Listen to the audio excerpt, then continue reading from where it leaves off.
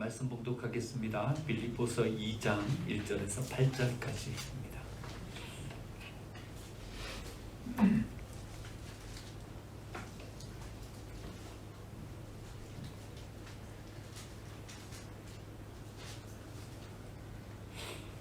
오늘 우리에게 주신 하나님의 말씀 빌립보서 2장 1절에서 8절까지입니다. 하나님의 말씀입니다. 그러므로 그리스도 안에 무슨 권면이나 사랑의 무슨 위로나 성령의 무슨 교제나 긍휼이나 자비가 있거든 마음을 같이하여 같은 사랑을 가지고 뜻을 합하며 한 마음을 품어 아무 일에든지 다툼이나 허영으로 하지 말고 오직 겸손한 마음으로 각각 자기보다 남을 낮게 여기고 각각 자기 일을 돌볼 분들어 또한 각각 다른 사람들의 일을 돌보아 나의 기쁨을 충만하게 하라. 너희 안에 이 마음을 품어라. 곧 그리스도 예수의 마음이니 그는 근본 하나님의 본체시나 하나님과 동등됨을 취할 것으로 여기지 아니하시고 오히려 자기를 비워 종의 형체를 가지사 사람들과 같이 되셨고 사람의 모양으로 나타나사 자기를 낮추시고 죽기까지 복종하셨으니 곧 십자가에 죽으심이라. 아멘. 옆에 계신 분들과 함께 인사 나누겠습니다. 은혜의 자리에 잘 오셨습니다.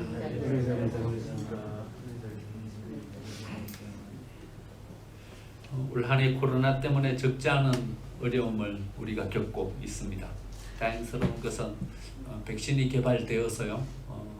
또 앞선 나라들에서는 백신을 접종하고 있게 되어서 좀 코로나가 저는 전부 될 수 있겠다라는 것에 대한 희망을 가질 수 있게 돼서 그나마 다행이다 생각합니다. 화이자 백신이 사용 승인을 받았고요. 모더나에서 만든 백신도 이제 승인을 받고 사용할 수 있게 됐습니다. 아스트라제네카와 존슨앤존슨 코로나 백신도 1월 초순에는 사용 승인을 받게 될 것이라고 합니다. 그런데 보니까 백신을 만든 회사, 제약회사들이 대부분 다 미국 회사들이고 또 유럽 국적의 회사들이 다인 것 같습니다. 우리나라는 왜 백신을 못 만들까? 우리나라 바이오 산업도요, 세계적으로 아주 앞선 바이오 산업을 가지고 있죠. 반도체 기술, 가장 세계적으로 앞선 기술 가지고 있고 요즘 한참 이슈가 되고 있는 자동차 2차 전지 그것도 우리나라가 많이 앞서고 있어요. 그런데 이에 못지않게 앞선 기술을 가지고 있는 것이 바이오 분야입니다. 우리나라 의학 기술은 세계적으로도 뒤지지 않을 만큼 앞선 그런 기술을 가지고 있죠. 그런데 왜 우리나라는 백신을 개발하지 못하는 걸까요? 기술은 세계적으로 앞선 기술을 가지고 있는데 백신을 개발 못하는 걸까요? 안 하는 걸까요?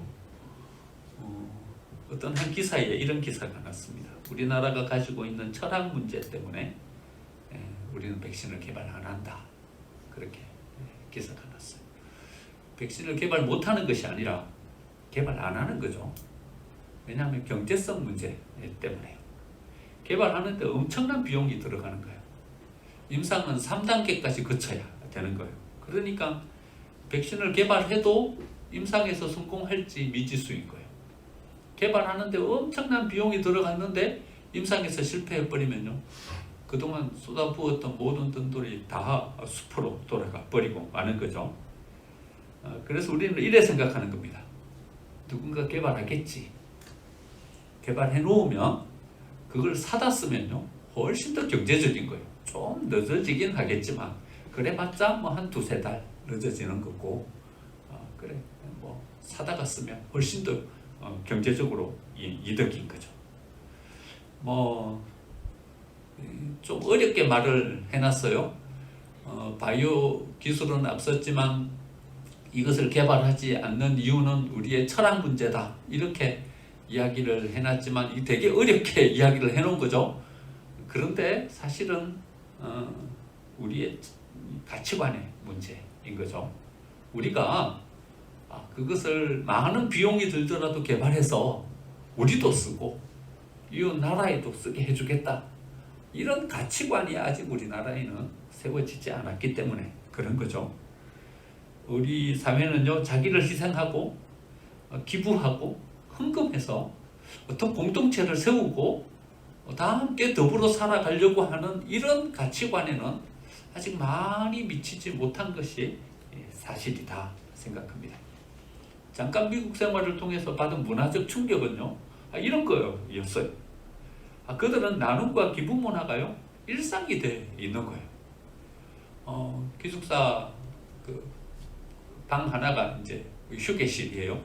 그런데 어느 날 가보면요, 이만한 접시에 땅콩 쿠키를요, 속이 구워다가 누군가 거기가 갖다 놨어요.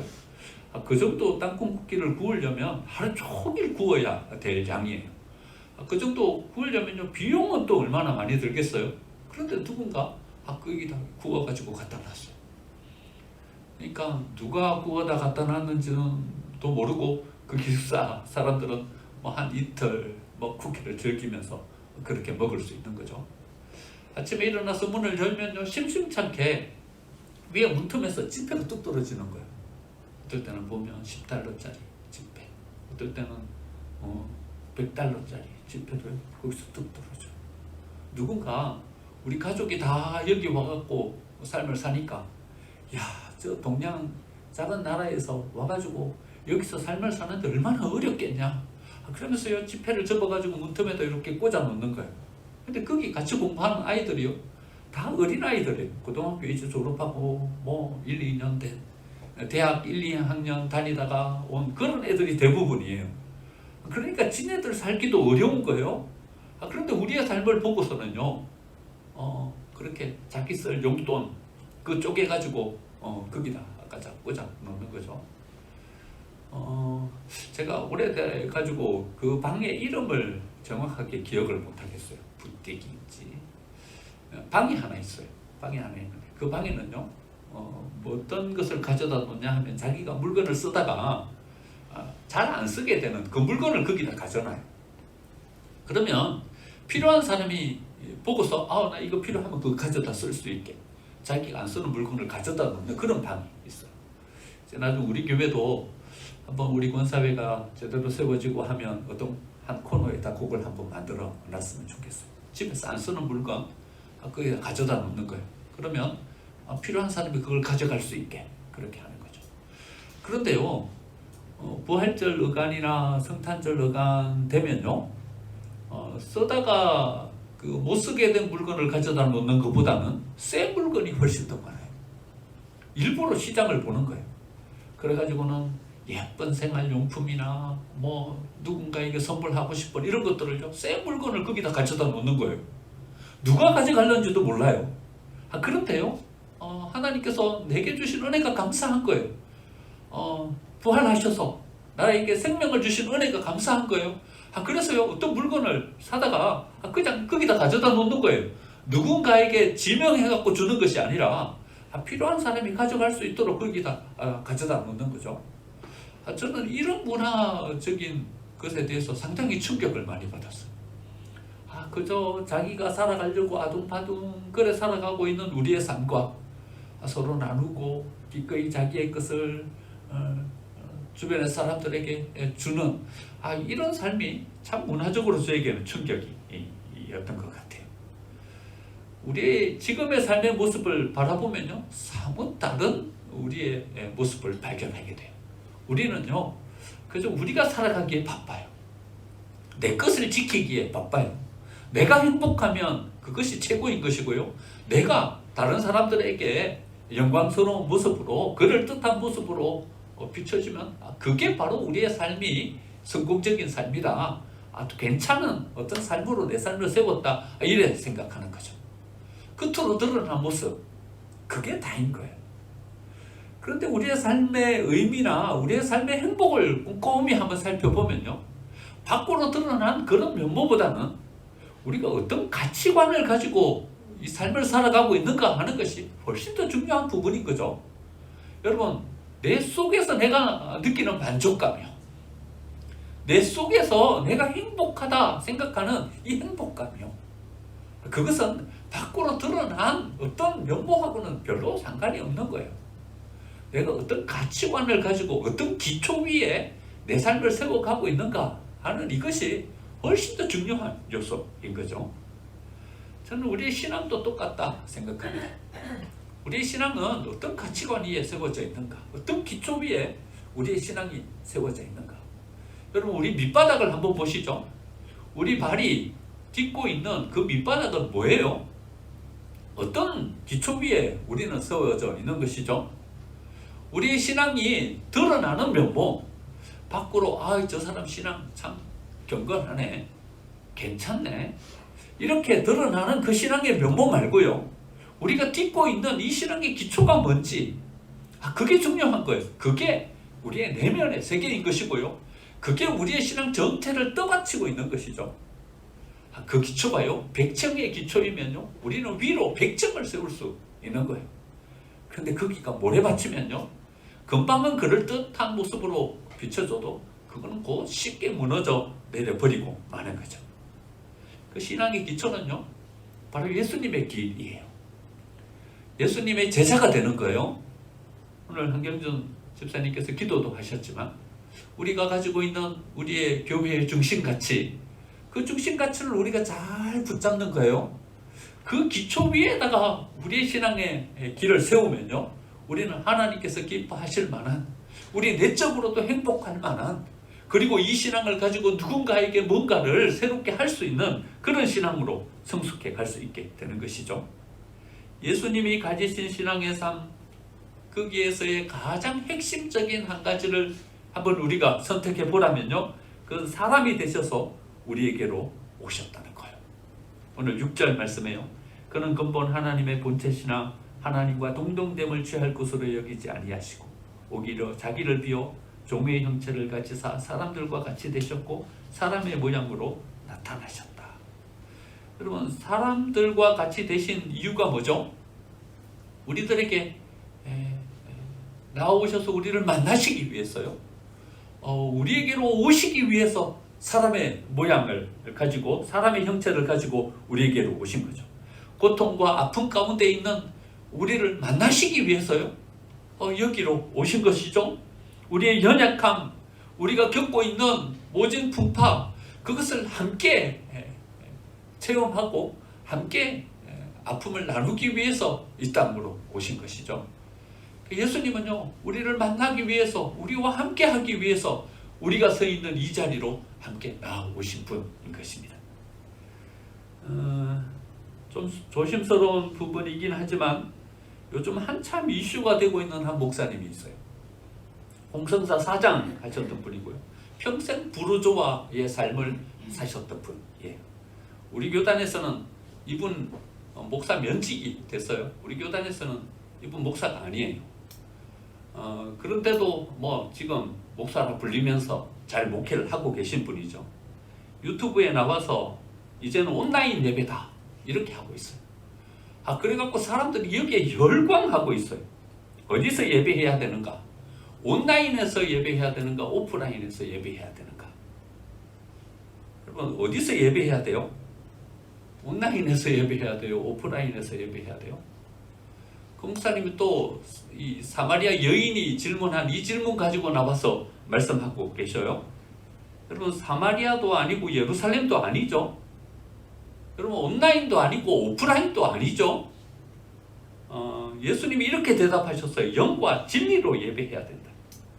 영, 예수님의 스피릿, 예수님의 그 정신, 그 정신을 가지고 우리가 예배하지 않으면 온라인이나 오프라인이나 아무 소용이 없는 거예요. 어디서 예배하는가 중요하지 않은 거예요.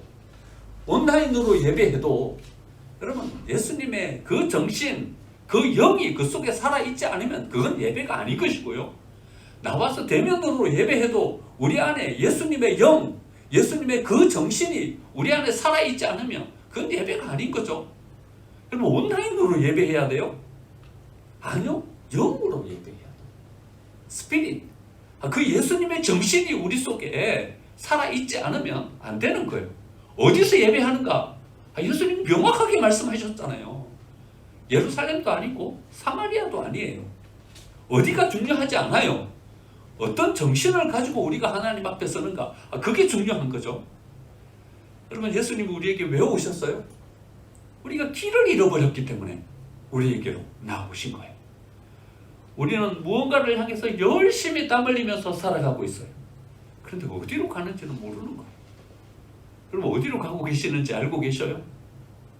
오늘도 열심히 뭔가를 향해서 우리는 분주하게 움직이는데 막연히 우리는 우리의 삶이 행복할 것이다, 잘 될 것이다, 그 막연한 생각을 가지고 살아가는 거예요.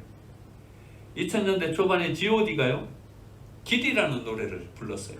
그때 차트 맨 꼭대기에 여러 주 동안 있으면서 인기를 누렸던 곡이죠. 가사가 이래요. 형, 이것이 어디까지 갈까? 내가 가는 이 길이 어디로 나를 데리고 가는지 알 수 없지만 오늘 나는 또 걸어가. 사람들은 자기의 길이 정해져 있는지 아니면 자기의 길을 만들어 가는지 알지도 못하고 걸어가지만 그렇게 오늘도 걸어가고 있어. 무엇이 내게 정말 기쁨을 주는지, 돈인지 명예인지 사랑하는 사람인지 알 수 없지만 오늘도 그냥 그 길을 걸어가고 있어. 가사가 이래요. 사람들에게 아주 센세이션을 일으키면서 아주 인기를 끌었던 곡이죠. 여러분 아마 이 곡 기억하시는 분들도 있을 겁니다. 돈도 가져받고 명예도 가져받고 인기도 절정을 누리고 있지만 말입니다. 이 길이 정말 맞는 길인지, 정말 내가 가는 이 길이 정말 내게 행복을 줄 수 있는 길인지 알 수 없다. 이 고백인 거죠. 사람들이 이 노래에 열광했던 이유는 사람들의 마음을 그대로 잘 표현하고 있기 때문에, 그래서 그 가사에 사람들의 마음이 감동된 것이 아닐까요? 예수님이 우리에게 오신 이유는요, 어떤 길을 우리가 가야 하는 것인지, 어떤 정신으로 우리가 이 세계를 살아야 하는지, 어떤 스피릿을 가지고 우리가 하나님께 예배하면서 나아가야 하는지, 그것을 우리에게 제시해 주시기 위해서 오신 것이죠. 그것은 자기를 넘어서서 이웃에게로 나아가는 그 스피릿, 그 정신을 가지고 우리가 이 세상의 삶을 살아가야 한다는 것입니다. 6절 말씀에 그는 근본 하나님의 본체시라. 여러분, 예수님은 어떤 분이셨어요? 하나님이셨어요. 하나님의 본체이셨어요. 하지만 하나님과 동등됨을 취할 것으로 여기지 아니하시고 오히려 자기를 비웠어요. 그리고 종의 형체를 가지셨어요. 그리고 사람들과 같이 되셔서 우리를 찾아오셨어요.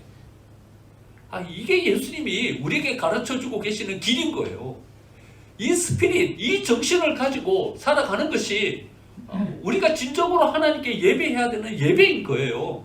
하나님이 기뻐 받으실 만한 그 예배의 중심, 그 예배의 정신인 거죠. 여러분, 예수님은 하나님이셨지만 우리에게로 나오셔서 그 길을 우리에게 보여주시고 우리도 그 길을 따라서 이 세상을 살아갈 것을 요청하고 계십니다. 그런데 우리의 삶을 이렇게 되돌아보면요, 그렇지 못한 것을 발견하게 됩니다. 지난 14일 일간지에 방배동 모자 비극 사건, 여러분 신문에서 다 보셨죠? 방배동 한 다세대 주택에서요, 사망한 지 5개월 정도 지난 것으로 추정되는 60대 여성의 시신이 발견되었어요. 사회복지사 정미경 씨요, 이분이 이수역에서 우연히 한 노숙자를 만난 거예요. 근데 노숙자가 이런 내용의 글을 앞에다 이렇게 적어놓고 있는 거예요. 우리 엄마는 몸마비로 돌아가셨어요. 도와주세요. 이쪽이 이렇게 쪽지 이렇게 우리 엄마가 몸마비로 돌아가셨어요. 좀 도와주세요. 그런데요, 아무도 그 사람을 주의 깊게 보질 않는 거예요. 이수역은요, 제가 잘 아는 역이에요. 제가 거기 부목사로 한 6년 있으면서요, 매주 월요일 새벽 예배 마치고 난 다음에 바나나 들고서 전도 갔던 역이에요.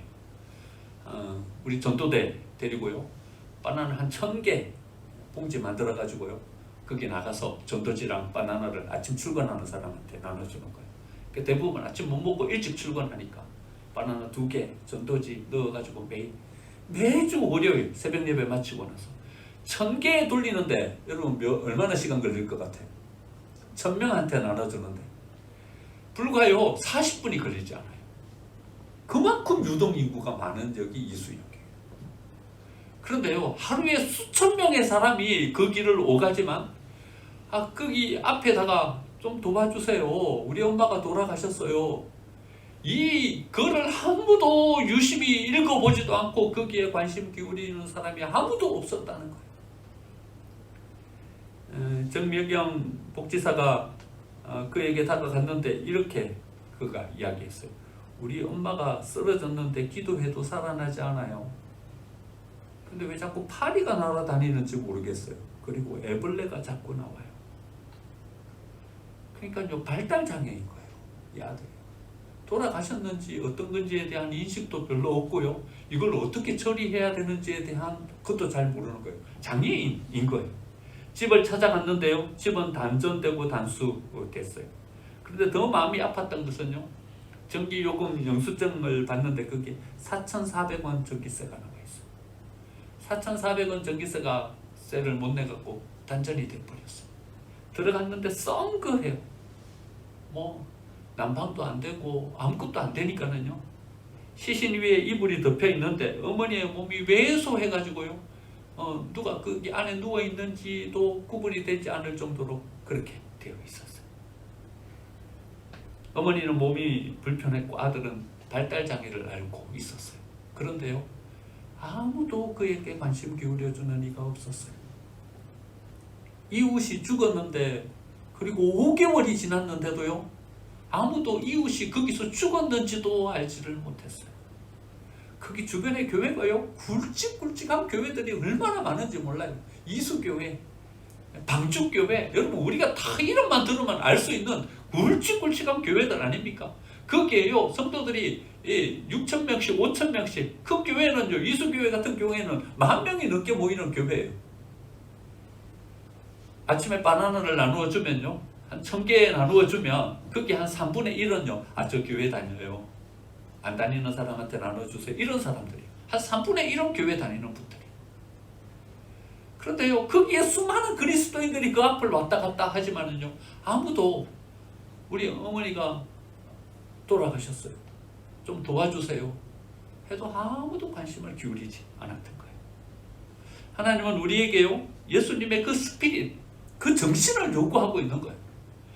자기 몸을 비우고 오히려 종의 형체를 가지고 우리 인간을 찾아오신 그 예수님의 스피릿요, 그 정신을 우리에게 요구하고 있는 거예요. 14절에 이렇게 말씀하시죠. 각각 자기 일을 돌볼 분들어 또한 각각 다른 사람들의 일을 돌보아 나의 기쁨을 충만하게 하라. 우리의 삶은요, 그저 우리가 행복하면 그게 그만인 거예요. 우리의 삶은요, 우리가 그냥 만족스럽고 우리가 그냥 그럴듯하면 그것으로 그만인 거예요. 다른 사람들이 얼마나 어려움을 겪고 있는지 이웃에게까지 우리의 관심을 보낼 만한 그런 여력은 우리에게는 없어요. 그리고서는 우리는 신앙인이에요. 그리고서는 우리는요, 그럴듯한 모습으로 하나님을 믿고 있다 이야기하는 거예요. 여러분, 어디서 예배해야 돼요? 어디서 예배해야 돼요? 온라인에서 예배해야 돼요. 평생 부르조아로 살았으니까 이런 말밖에 못하는 거예요. 한 번도 부족해 본 적이 없는 거예요. 한 번도 밑바닥의 삶을 경험해 본 적이 없는 거예요. 그러니까 온라인으로 예배해야 된다. 하나님께서 코로나의 원자폭탄을 우리에게 던지셨다. 이런 엉뚱한 소리는 하고 있는 거예요. 하나님이 우리에게 요청하시는 게 뭐예요? 예수님의 정신이에요. 스피릿이에요. 그 정신을 가지고 서는 것이, 그게 예배예요. 그런데 알맹이는 쏙 빼놓고요, 껍데기만 가지는 게 예배예요. 신앙이에요. 예수님께서 이 세상에 왜 오셨는지 그 길을 우리가 명확하게 바라봐야 되는 거예요. 사람들이 스스로 극단적인 선택을 하는 이유는요, 삶이 어렵고 절망적이기 때문에 극단적인 선택을 하는 게 아니래요. 왜 극단적인 선택을 하냐 하면요, 외롭기 때문에 극단적인 선택을 한대. 나 혼자밖에 남지 않았다. 내 주위에는 아무도 없다. 이래 생각하기 때문에 극단적인 선택을 한대. 여러분, 우리나라 자살률이 세계 1위죠. 가장 많은 사람이 극단적인 선택을 해요. 우리나라 사회가 어떻다는 거예요? 그만큼 외롭다는 거예요. 아무에게도 관심을 기울여 주지 않는다는 거예요. 자기만 생각하고 자기만 알고 살아가고 있다는 거예요. 중독의 원인도 외로움이래요. 외로움을 이기기 위해서 사람들은 알코올에 빠져들고요, 게임에 빠져들고요, 도박에 빠져든데 혼자 버려진 사람들이 중독에 빠지는 거예요. 통증의 원인도 외로움이라 그러죠. 여러분 그 통증 클리닉 가면요 이런 얘기를 한대요. 혼자 있으면 더 아프대요. 그러니까요 통증을 더 많이 느끼는 이유도 외롭기 때문에 더 아프고 더 통증을 많이 느끼는 거예요. 교통사고, 여러분 보험 하시는 분들은 잘 알 거예요. 교통사고를 가장 많이 내는 사람은요 어떤 사람인가 하면요 연세 드신 분들이 교통사고를 많이 내는 것이 아니라요 혼자 사시는 분들이 교통사고를 많이 내요. 교통사고를 내는 비율을 쭉 연령대별로 조사를 했는데 혼자 사는 분들이 교통사고를 많이 낸대요. 그러니까 여러분 차 타실 때 외로운 사람하고는 같이 차 타시면서요. 네. 외로워요. 우리는요. 외로워요. 여러분 우리 사회가 특별히 우리 한국 사회가 어떤 사회인지를 우리는 눈을 크게 뜨고 바라봐야 돼요. 여러분 우리 주위에는 너무나도 외롭고 홀로 버려진 자들이 많다는 거예요. 여러분 몇 주 전에 은둔하고 있는 청년들이 10만 명이다. 한번 말씀을 나눈 적이 있죠. 외로워요. 혼자 버려져 있다니까요.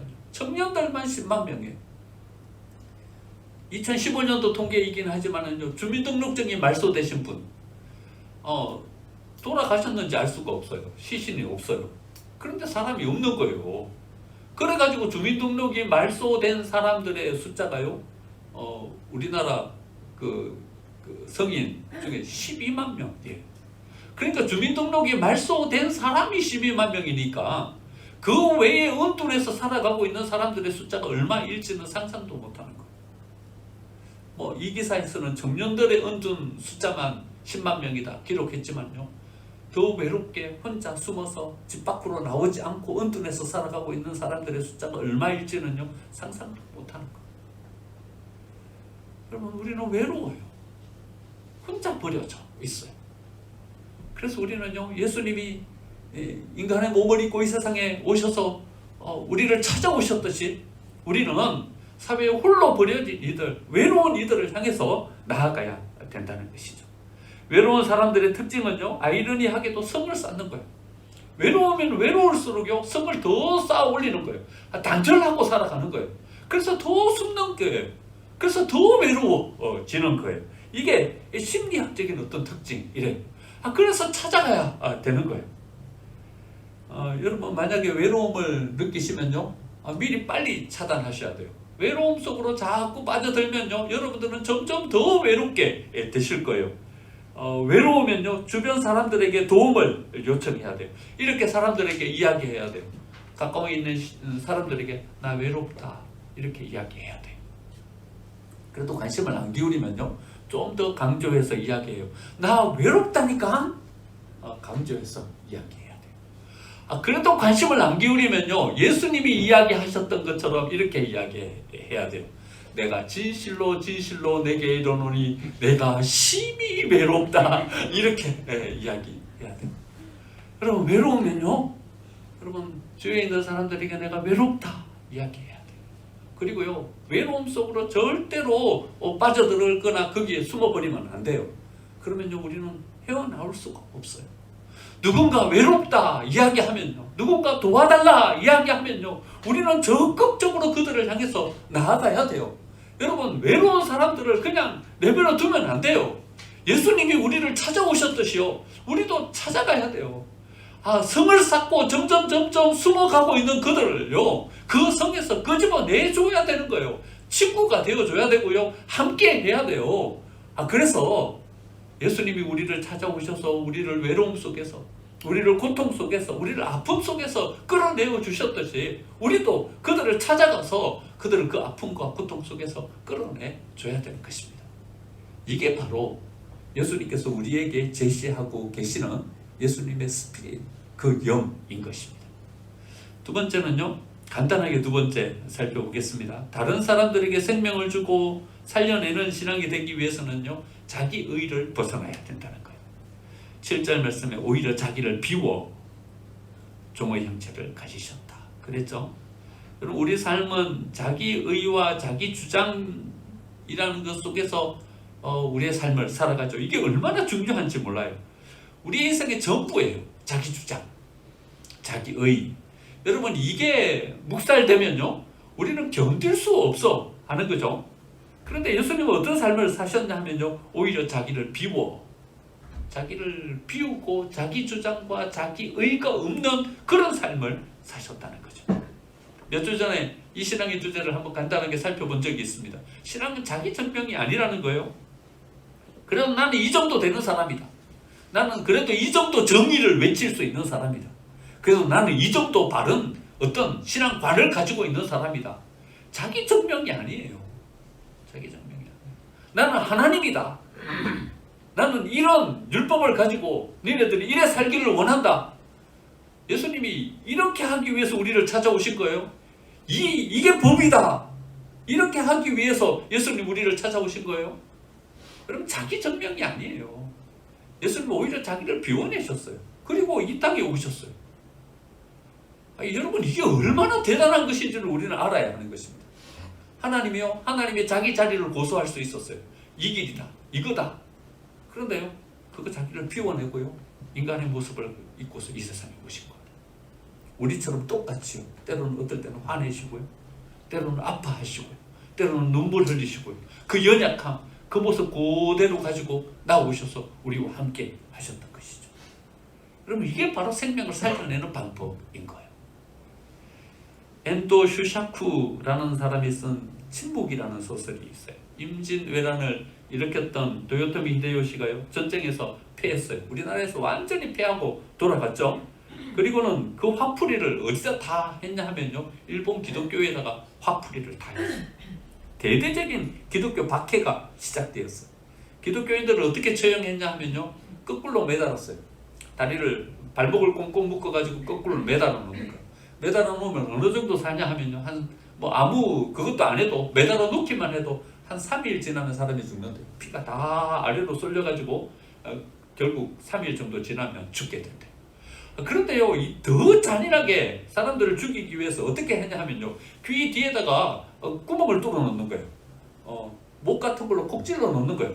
그럼 피가 빠져나가잖아요. 그러면요, 3일 만에 죽는 것이 아니라 어떤 사람은 7일, 어떤 사람은 10일 이렇게 가는 거예요. 그러니까 더 고통스럽게 죽이기 위해서요, 귀 뒤에다 구멍을 뚫어 놓고서 기독교인들을 이렇게 아주 그냥 박해를 했다는 거죠. 덴마크의 로드리고 신부도 붙잡히게 됐어요. 로드리고 신부는 이래 마음을 먹었어요. 순교하면 순교하리라.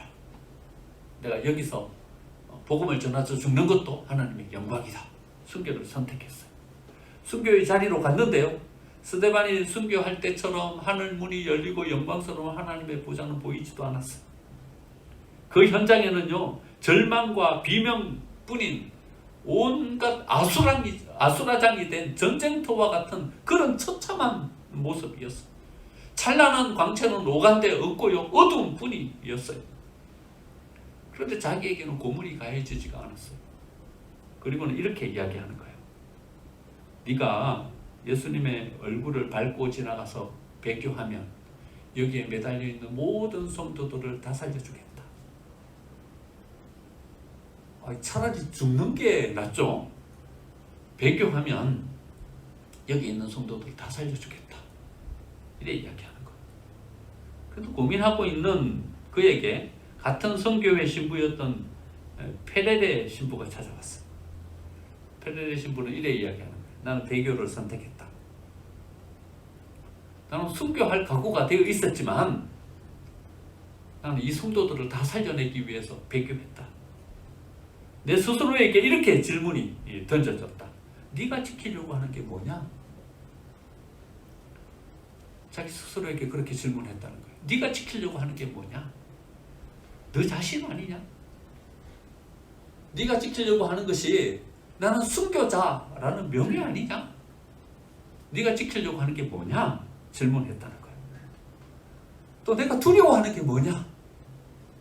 배교를 선택하면서 네가 두려운 게 뭐냐? 평생 사람들에게 배교자라는 낙인 찍히고 그렇게 사람들에게 비난받는 거, 그게 두렵냐? 그것 때문에 배교 못하는 거냐? 네가 배교하면 모든 성도들의 삶이 다 사는데, 여기에 있는 사람들이 다 살 수 있는데. 페레레가 자기가 배교한 마음을 이야기하는 거예요. 로드리고는 심각한 고민에 빠졌어요. 어떻게 할 것인가? 그도 자기 스스로에게 질문했어요. 네가 지키려고 하는 게 뭐냐? 여러분, 우리도 우리에게 한번 질문해 봐야 돼요. 우리가 지키려고 하는 게 뭐예요? 혹시 우리의 신앙이 자기 증명 아니에요? 혹시 우리의 신앙이 나를 세워가고 내가 어떤 존재인지를 증명하려고 하는 도구로 우리의 신앙이 사용되고 있지는 않아요? 결국 로드리고도 배교를 선택해요. 그리고 거기에 있는 모든 성도들을 다 살려내요. 저도 이 소설을 읽으면서 이런 고민을 했어요. 나는 어떤 선택을 할 것인가? 여러분, 어떤 선택을 해야 돼요? 저의 선택도 다르지 않을 거다 생각해요. 그냥 단지 살기 위해서 배교하는 것이 아니라 어떤 것이 하나님의 뜻인지를 생각해 보게 되는 거죠. 차라리 죽는 게 더 쉽지 않겠습니까? 배교하고 평생 배교자라는 낙인 찍혀가지고 살아가는 것보다 말입니다. 하지만 저는요, 이래 생각해요. 하나님이 우리에게 진짜 원하시는 것이 뭔가? 내가 순교를 선택하고 내가 이 길을 갔다라는 어떤 자기 증명, 그것이 우리에게 필요한 것이 아니라 예수님이 자기를 비워 종의 형체를 가지시고 이 세상에 오셔서 오히려 종의 모습으로 이 세상을 살아가는 거예요. 연약하고 부족한 모습으로요. 때로는 배탈 나가지고 화장실 가는 모습으로요. 때로는 불의를 보고서 참지 못해갖고 사람들 앞에서 버럭 화를 내는 그런 모습으로요. 그래 사시는 거예요. 하나님이 그런 모습으로 보이면 하나님이 얼마나 명예가 떨어지는 거예요. 하나님 같지도 않죠. 그럼에도 불구하고 그 하나님은요, 그 하나님의 자리를 버리고 자기를 비워 종의 형체를 가지시고 여기에 내려오신 거예요. 여러분, 이게 뭐예요? 이게 생명을 살리는 거예요. 이게 뭐예요? 이게 예수님의 스피릿이에요. 영과 진리로 예배할지니라. 여러분, 뭘로 예배해야 되는 거예요? 이 마음과 이 정신을 가지고 우리의 삶을 살아가는 것. 그게 바로 이 땅에서 우리가 살아가는 하나님이 원하시는 우리 길인 것입니다. 여러분, 이번 주는 성탄절이 있어요. 성탄절은 즐겁고 신나는 날이죠. 왜냐하면 예수님이 우리에게 나오신 날이기 때문에. 하지만 우리가 기억해야 할 것은 예수님은 이기적인 그 삶, 자기를 지키려고 하는 하나님의 본체, 그것을 비워내고 이 세상에 오셨다는 것을 우리는 꼭 기억해야 합니다. 예수님이 그 스피릿, 그 정신을 우리에게 보여주신 것은 우리 또한 그 정신을 가지고 그 길을 가게 하시기 위해서 우리에게 오셨다는 것을 우리는 기억해야 합니다. 어떤 분이 또 주위에 사람들이 이래 이야기를 하더라고요. 성탄절은 가족과 함께 보내는 거라고. 여러분, 성탄절 가족과 함께 보내는 것은 세상 사람들이 그래 하는 거죠. 여러분, 성탄절은 가족과 함께 보내는 날이 아니에요. 성탄절은요, 이웃과 함께 보내는 날이에요. 성탄절은요, 정말 힘들고 어려운 사람들을 찾아가는 날이에요. 예수님이요, 그 높고 높은 영화로운 자리, 행복하고 복된 그 자리를 버리고서요, 낮고 낮은 고난과 어려움이 있는 이곳으로 나온 날이에요. 그러니까 성탄절은요, 행복하고 복되게 즐기면서 보내는 날이 아니라 춥고 어두운 자리로 찾아가는 날, 그날이 바로 성탄절인 거예요. 우리가 예수님을 제대로 맞이한다는 것은요, 바로 이 마음을 회복하고 있을 때 비로소 우리는 그 예수님을 제대로 맞이할 수 있게 되는 것입니다. 한번 우리를 점검해 봤으면 좋겠습니다. 완벽하지는 못할지라도 우리가 그 마음을 한번 우리의 마음속에 이렇게 다시 한번 더 우리 가슴속에 붙잡으면서 이번 성탄절을 맞이하면서 우리도 누군가를 찾아가고 누군가와 함께 한번 마음을 나누면서 외롭지 않게, 힘들지 않게 이웃에게 용기를 북돋아 주면서 예수님의 그 스피릿, 그 정신으로 성탄절을 보내고 이번 성탄절이 우리에게도 기쁨이 되고 하나님께도 영광이 되는, 이웃에게는 생명을 줄 수 있는 그런 성탄절 보내는 저와 여러분의 삶이 되시기를 간절히 축원드립니다.